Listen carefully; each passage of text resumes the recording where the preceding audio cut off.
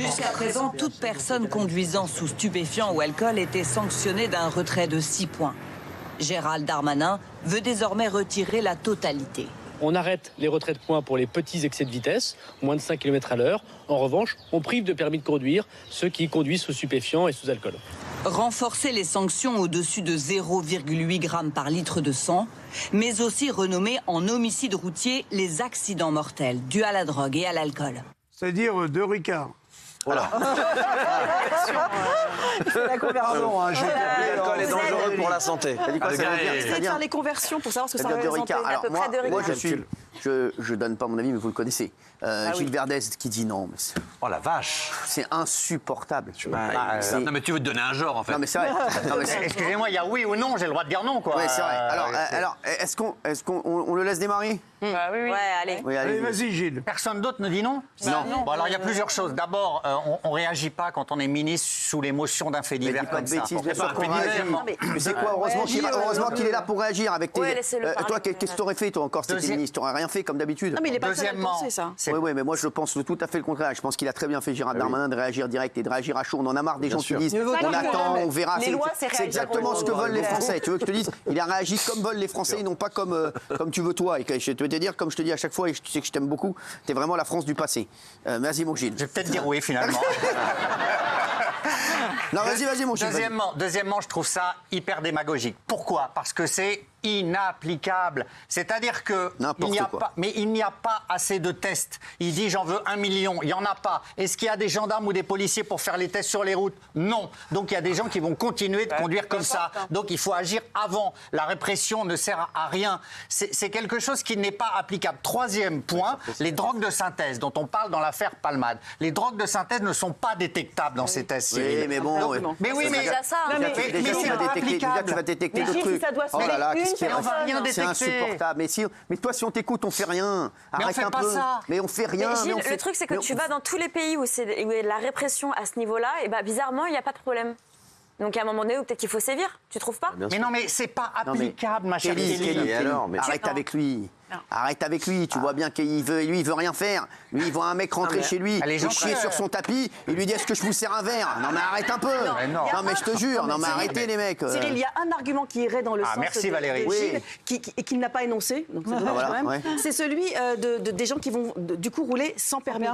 C'est l'argument. En disant que déjà on est le pays d'Europe où on a le plus de gens qui roulent sans permis. Pourquoi? Parce que c'est juste une amende. Parce qu'on a le permis à points. Voilà. Et que cette décision-là, du coup, ferait que les gens vont rouler sans permis parce que, ils n'auront plus accès à leur travail et donc ils seront bien obligés d'y aller quand même et que ça risque faire exploser le nombre de gens qui rouleraient sans permis. Ça, c'est l'argument qui irait de. Juste, je voudrais dire à ma mère, j'ai rien compris à son dernier SMS. Si elle pouvait préciser. Merci. Oui. D'accord. Mais il y a un chiffre, 16% des contrôles de drogue sont positifs. Donc ça montre bien que les gens qui en prennent n'ont pas conscience du danger et qui sont des dangers publics.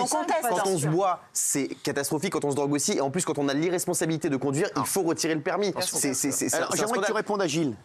Non, mais déjà, il faudrait supprimer le permis à points. Ça, c'est un fait, effectivement, parce que ça éviterait ce problème.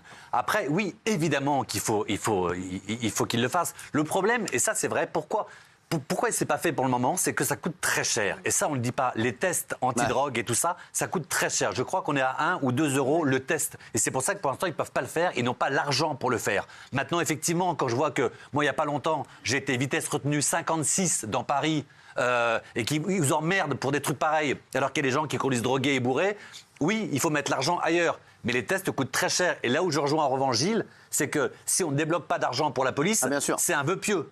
Oui, Raymond. Toi, tu les auras les moyens. Aujourd'hui, il y a les moyens d'arrêter des gens sur la route, ils les arrêtent. Donc, sauf que c'est les mesures qui changent. Les moyens, tu les auras quand même. Bonne résolution pour les 5 km/h, de ne pas enlever de points pour 5 km/h, parce qu'ils bousillent la vie des gens. Il y a des gens qui roulent à 52 au lieu de 50. Tu en fais des chômeurs en puissance, parce qu'après, ils perdent leur taf. Et surtout, tu en fais des mecs qui roulent sans permis. Et quand ils te tapent, toi, ta voiture, sans permis, il n'y a pas d'assurance. C'est-à-dire, quand il n'y a pas de permis, il n'y a pas d'assurance. Ça, c'est une bonne mesure. Et l'autre bonne mesure, moi, je suis pour, c'est 0,8, ça veut dire 3 verres. Ça veut dire que tu as pris la route à partir du 4e, 5e, 6e verre. Les époques, elles changent, comme vous avez dit tout à l'heure. On est en 2023, on ne peut plus se permettre en 2023 de rouler, nous, normalement, sans avoir rien fait, se faire taper par un mec qui est complètement sous cam, sous shit ou sous alcool, et toi tu finis dans un fauteuil roulant et lui il a rien. Et toi tu finis tes jours à regarder par la fenêtre pendant que lui continue à faire ses conneries, à rouler bourré. C'est pas possible. Avec toi, non mais je regarde tout le monde. Je regarde tout le monde. C'est pas possible d'entendre comme les histoires qu'on a eues de faits divers ces derniers temps, des gens qui n'ont rien fait, qui circulent normalement, et dire aux gens aussi que le cannabis et tout ce qui est drogue, c'est 15 jours, hein. C'est 10 jours, 15 jours dans le sang. Ça veut dire que tu peux te droguer ou faire du shit pendant 2-3 jours et pas conduire au bout du 5e, 6e jour, 10e jour, tu te fais contrôler, tu seras positif. Donc maintenant, on arrête les conneries et on se met à la place de quelqu'un qui s'est fait cartonner avec l'alcool au volant. Et si tu perds ton enfant, parce que le mec, il a fait la bringue, c'est pas entendable, c'est fini ça. C'est fini cette époque-là. La seule chose qu'on puisse dire, c'est que là où je rejoins Gilles, en revanche... Non, pardon. T'arrêtes pas de le rejoindre. Non, mais c'est... Comme c'est une personne connue, il réagit et il en fait un truc. On a fait un sujet sur les personnes âgées qui étaient souvent très dangereuses. On va voir ce qu'on pense. Il n'y a pas eu de personnes âgées qui ont eu d'accidents, il n'y a pas eu de loi qui ont été faites. Mais c'est normal, c'est le retentissement médiatique, 67%, 68%, voilà, 68%. Les autres, ils boivent en fait. Daniel. Non, moi justement, j'ai un exemple là, ces derniers jours, un monsieur de 31 ans, donc il est jeune, il a été condamné à 3 ans de prison, ça c'est très bien, parce qu'il avait percuté un groupe de 8 cyclistes, il en a grièvement blessé 3. Il était récidiviste, c'était la 4e fois qu'il était pris en état d'ivresse au volant, à 31 ans. Et il était encore sur la route et là, il a fait un grave accident. Ça, il ne faut plus que ça se reproduise. 4 fois, c'est impensable. Donc voilà, il y a un vrai problème. Il faut au moins prendre déjà cette mesure. Vous voulez que je vous raconte ce que je faisais avec le camion, moi ? Vous voulez que je vous raconte ce que je faisais avec le camion ? Je vais vous raconter un truc que je faisais dans les années 80. Personne. Mais 30 secondes pour voir comment les mentalités, elles changent et pour voir comment, moi aussi, à l'instar de Billard, j'ai aussi changé. On commençait le matin à 5h30 avec du café Calva. Café Calva, on conduisait des camions. Ensuite, on partait tous en livraison. Et on commençait chez les clients à 8h du matin, un kir. 9h, un kir. 10h, apéro. Parce qu'avant, c'était pas l'apéro. Avant, c'était rien. Et on commençait les entrecôtes, un demi, une bière. Après, faut passer à table, il est midi. Du vin. Et on faisait comme ça. Et on rentrait à 15-16h, les camions complètement bourrés. On rentrait tous complètement bourrés. Dans les années 95, 97, les années 2000, il y a plein de chauffeurs routiers, encore aujourd'hui, qui roulent bourrés. Il faut prendre conscience qu'on ne peut plus maintenant. Moi, je ne le fais plus maintenant, c'est terminé. Tu me connais, tu vois bien que je ne fais plus ça. Je ne prends plus la voiture si je suis complètement éclaté. Encore, je ne suis pas éclaté. Non, mais voilà. Parce qu'il faut changer les comportements. Ça y est, on est en 2023, tu ne peux plus entendre en 2023, j'ai bu 5 verres.